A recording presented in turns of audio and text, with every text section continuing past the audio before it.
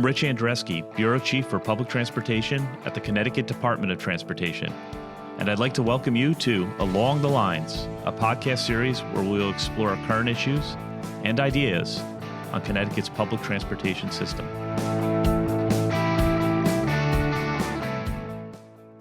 Welcome to another episode of Along the Lines. This is your host, Rich Andreski.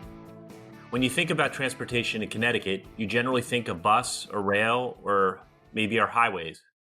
Well, today, we'll be talking about a sometimes overlooked aspect of the state's transit system, the Connecticut River ferries. The Connecticut River ferry system moves passengers, bikes, and cars across the Connecticut River. There are two crossings, one between Rocky Hill and Glastonbury, and the second between Chester and Hadline. The ferries have a long and storied history, with service on the Chester Hadline ferry dating to the 1700s. The Rocky Hill Glastonbury ferry goes back even farther than that. It's the nation's oldest continuously operated ferry service, dating back to 1655. The ferry is a fun and unique travel option if you have a car, bike, or use your own 2 feet. There are people who use the ferries as part of their commute, but they play an important role in tourism and economic development in the region. The ferries were the target of budget cuts in the recent past, but a number of local and passionate historic and town groups stepped up to advocate for the service. Joining me today to discuss the history and future of the Connecticut River ferry system and to share some stories is John Marshall, a 22-year veteran of the Connecticut Department of Transportation and currently Master Captain of the Chester Hadline Ferry. John, welcome to the program. Thank you for having me. How many years have you been with the DOT? 22 years, and I've been the master captain there on the Chester Hadline Ferry for 18 years. It's been good, you know. DOT is a good place to work. It's a pleasure, and one of the river ferries are an exciting topic, one that generates a lot of enthusiasm among the fans of these ferries. And for someone who may not be familiar with the system, would you just describe for our listeners what comprises the Connecticut River ferry system, and not to be confused with the cross-island ferries, the cross-island sound ferries that operate along the coast? You know, it's funny you mentioned that. A lot of people do come on board, newcomers, if you will, rookies, come on board the ferry, and they want to know how long it's going to take to get to Block Island. So that does happen, but the Chester Hadline Ferry operates between Chester and Hadline, which is part of Lyme. I often call it the gateway to Gillette Castle. People get in line by the droves to get over to the Gillette Castle, which has been around forever, and it's a beautiful state park.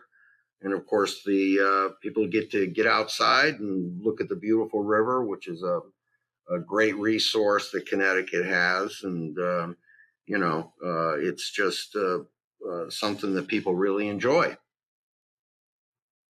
Yeah, that Gillette Castle is fantastic. I've taken the hike up the hill to see it. I highly recommend it. And if you're going to go, it's a great way to go across the river from Chester. Yeah, I mean, people are able to drive around, but once they become aware of the ferry and the views, they immediately take the ferry. The costs are very reasonable, and of course, it's not just Gillette castles; it's also Devil's Hop Yard and the other parks on the eastern side of the river they go to see. You know, it's amazing, John, when we talk about these ferries, they've been around for a very long time. You know, the Chester Hadline goes back to 1769 and the Glastonbury Rocky Hill goes back to 1655. I mean, that's over 100 years before the Revolutionary War and the founding of our country. I know, it's just unimaginable. So, I mean, what's that like for you to be part of that living history here in Connecticut? It's really a wonderful thing, you know. I mean, not only is the service that old, the vessel itself, the Selden 3, is going on 75 years. So there's just a lot of history in the vessel itself. Um, uh, but obviously, the how far it goes back and in what the ferrymen, if you'll call them, had to go through to get across the river in those days with the weather and everything. It's just, and the roles of the ferry, both ferries have changed throughout the years. We rely on tourism much more than we did, although we're still able to get people across to destinations for business and for people visiting other people in or family and not necessarily going to the parks. So, we think we're pretty viable transportation here in Connecticut. In some ways, it's one of our best kept secrets. Can you describe a little bit again for our listeners who may not be familiar with the area? If you live near one of the ferry landings and had to drive around, that's a considerable distance, is it not?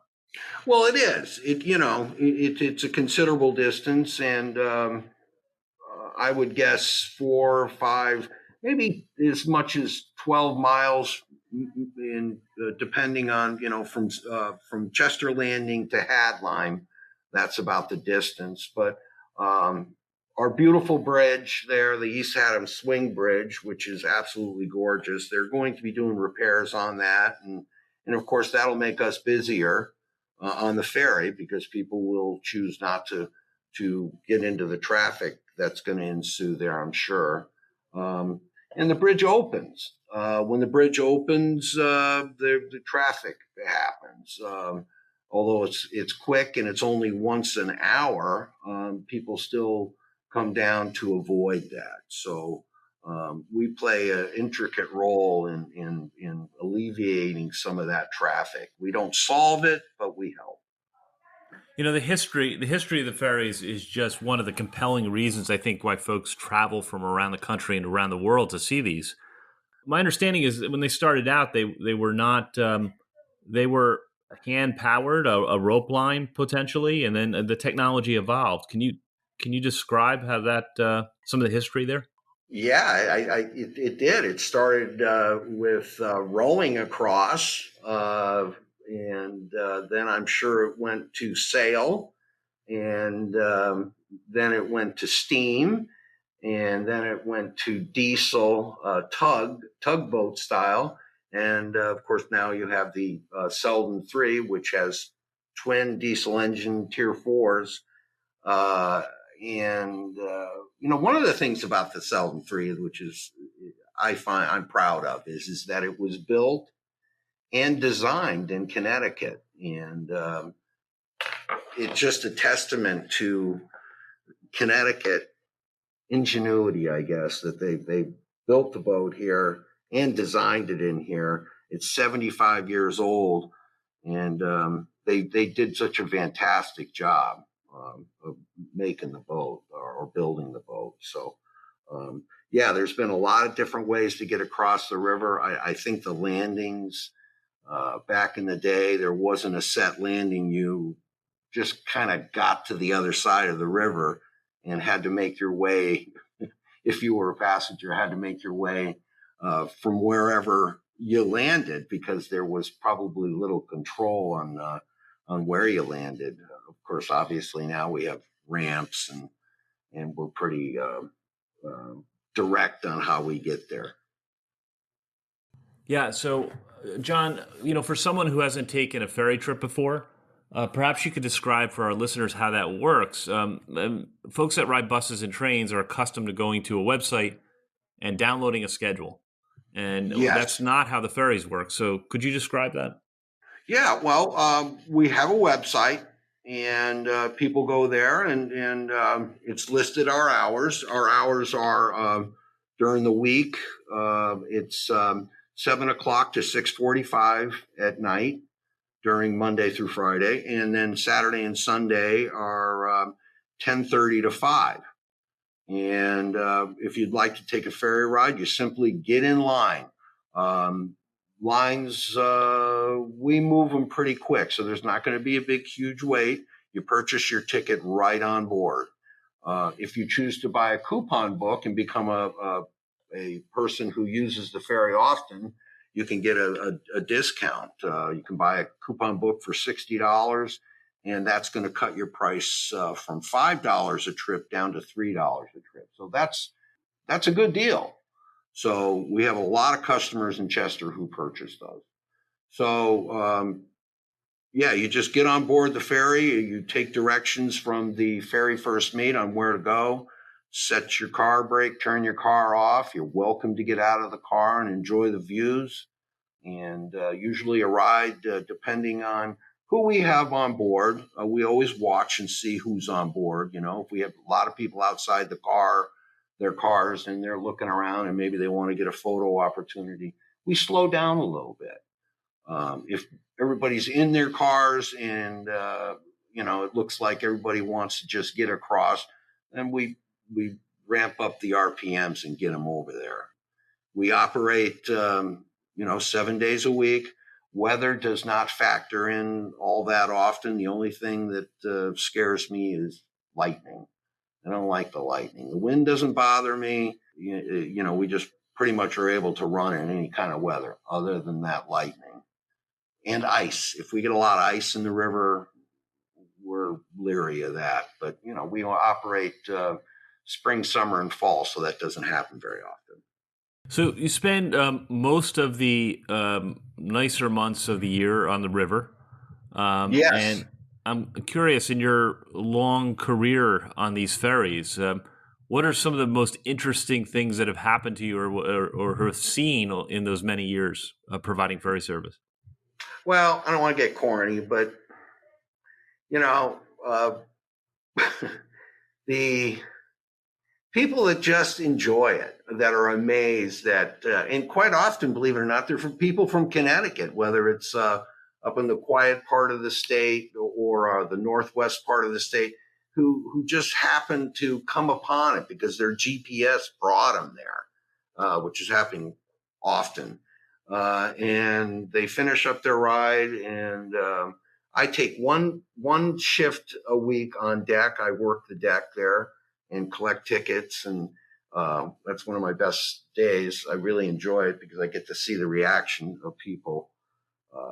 As I just mentioned, people who had not been on the ferry before, they get out and they're just this huge smile on their face, and they say, "Oh, I've got to bring my brother, my mother, my whoever, down here so we can get a look at it." And, it's rewarding. It is a moment of solitude. We have such busy lives now, and we're so connected.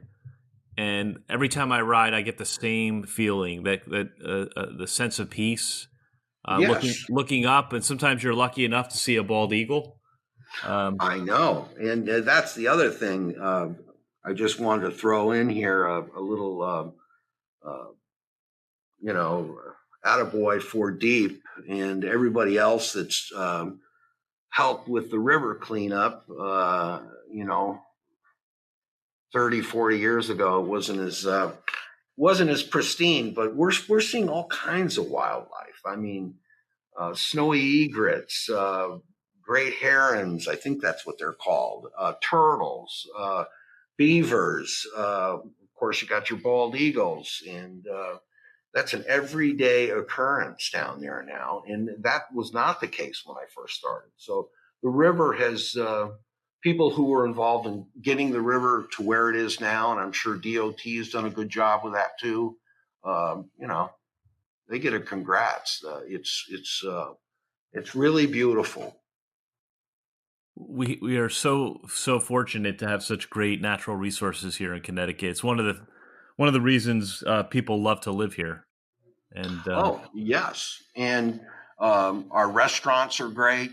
Chester. I think you've been there, Rich. The variety of cuisines in Chester. I would hope that people would come about and come around and visit those. And of course, you have the whole shoreline that is accessible pretty easily from the ferry. You don't have to get on a highway. And just the Connecticut River Valley itself has got a lot of good things to see. And on the ferry, we hope we're supporting all that. I know that we get a lot of cars from out of state, from all states. People come on board with motorhomes. So, they need a place to eat. They need a place to stay. And so I think that ferry contributes to that part of Connecticut, that we want everybody to see. John, I mean, I think what you're saying is, and you're probably getting folks to think about making a trip. So whether they come for Gillette Castle, whether they come for the wildlife, can you talk to let our listeners know how do they get to the? Is there an easy landmark if you go to Google and type in River Ferry? How do people? What's the best way to find you and the service? I think go on Google. Google's a good option. If you Connecticut River Ferries, and you'll go right to our website, and it gives pretty good directions on how to get there from Route 9. It's exit 6, north or south. It gives great directions, big sign. And we're on Route 148. I mean, if you just Google Route 148, we are a connection. So we're just a movable bridge, if you will, on Route 148. So, whether you're going east or west on the ferry, it's Route 148. So you can almost name the ferry Route 148. People are often surprised when they come down and they see the ferry and go, what is this? So again, the GPS. The modern life we live in now, where you can plug in a destination and it'll take you right there. But people are surprised when they get there sometimes. But it's effortless. You just hop on board the ferry, pay your $5, and enjoy the trip. John, I just went to Google Maps. I know a lot of folks use Google Maps, and if you type in CT River Ferry, it'll pull up the landings for both the Rocky Hill Glastonbury as well as the Chester Hadline Ferry. So Google Maps, I'm sure the other mapping software has the ferry as well. Yes, it's probably the best way to get there. So COVID has been a hot topic on this podcast. We've talked quite a bit about the effects of COVID on the economy, on bus and train service. Have you been impacted, you either personally and or the ferry during COVID? I think Connecticut's done a great job with getting vaccines out and information to the public. Professionally on board the ferry, yeah, sure, we felt the effect. Our commuters are down.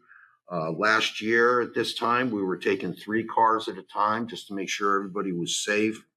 We had a lot of signs up about masks and people keeping distances. I hope we don't get back to that.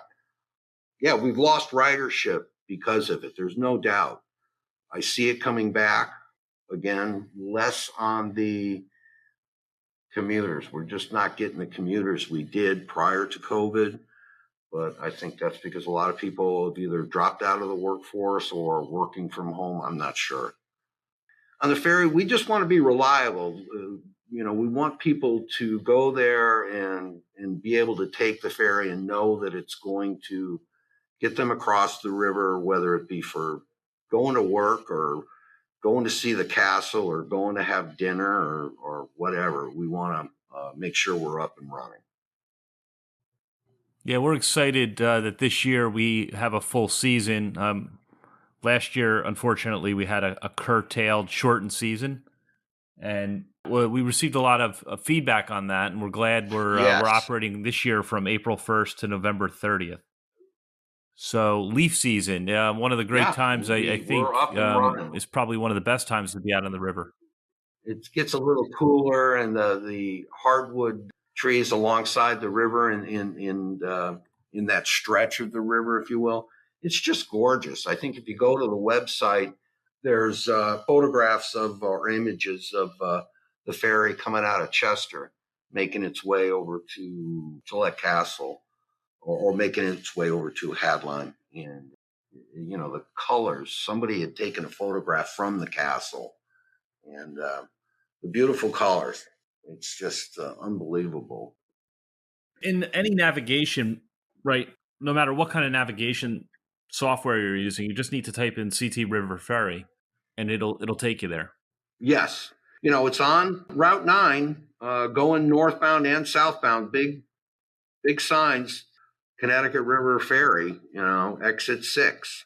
You can't miss it. It brings you right to the Chester Ferry. John, you spoke about the history of the ferries and how they are a great way to explore central Connecticut. Please take this opportunity to invite our listeners to come out to meet you and take a trip on the Connecticut River. Oh, wonderful. I'd love to. Again, everybody's invited, It's $5 during the week, $6 during the weekends.